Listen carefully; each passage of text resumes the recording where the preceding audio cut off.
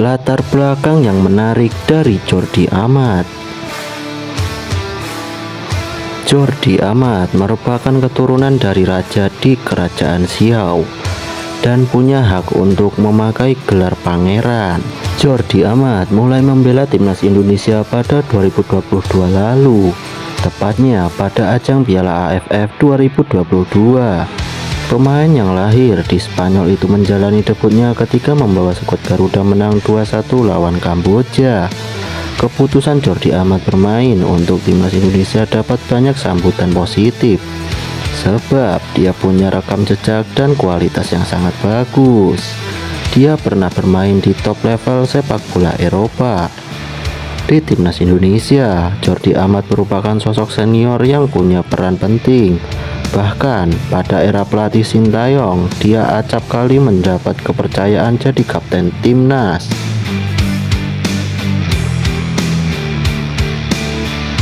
Alex Partur membocorkan formasi timnas Indonesia lawan Australia. Alex Partur membocorkan soal formasi timnas Indonesia saat lawan Australia di kualifikasi Piala Dunia 2026. Bukan pakai total football.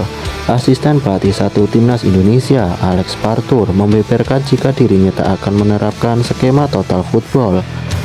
Pernyataan itu berdasarkan pada wawancara khususnya dengan media Belanda, Marca, di mana menurut Alex Partur, skema total football tak cocok dengan skuad timnas Indonesia saat ini. Mengingat permainan total football memerlukan banyak pemain grade A yang multiposisi yang tentunya harus memiliki napas kuda. Sedangkan saat ini, para pemain timnas Indonesia lebih bermain positional play. Maka dari itu, Alex Partur lebih memilih untuk menerapkan strategi permainan catenaccio. Itu pun tidak akan mulai diterapkan apabila lebih dari setahun menjadi pelatih timnas Indonesia. Meski begitu, tak secara spesifik taktik atau strategi apa yang akan diambil untuk meladeni para penggawa timnas Australia. Alex Partur hanya memberikan jawaban jika pemain Australia memiliki level yang jauh berada di atas timnas Indonesia. Satu-satunya hal yang menguntungkan Australia saat ini bukan generasi emas, ungkap Alex Partur. Untuk itu, dalam laga nanti timnas Indonesia bakal bermain lebih safety, mengingat laga kontra Australia bakal jadi ancaman besar untuk timnas Indonesia. Sehingga pola bertahan catenaccio dengan menitik beratkan pada lini belakang untuk memperkuat pertahanan. Jadi pola yang akan dimainkan bukan total football. Pastinya kami akan bermain aman dengan formasi 5-3-2 guna mencegah kekalahan di kandang Australia, tegasnya. Alex Partur bukanlah pelatih yang sembarangan.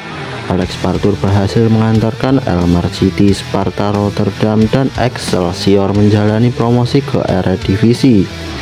Menilik pada catatan statistiknya pada Liga Nasional, Alex Partur telah membukukan 425 pertandingan dengan catatan 161 menang, 91 seri, 173 kalah, dan koleksi poin total 574 poin.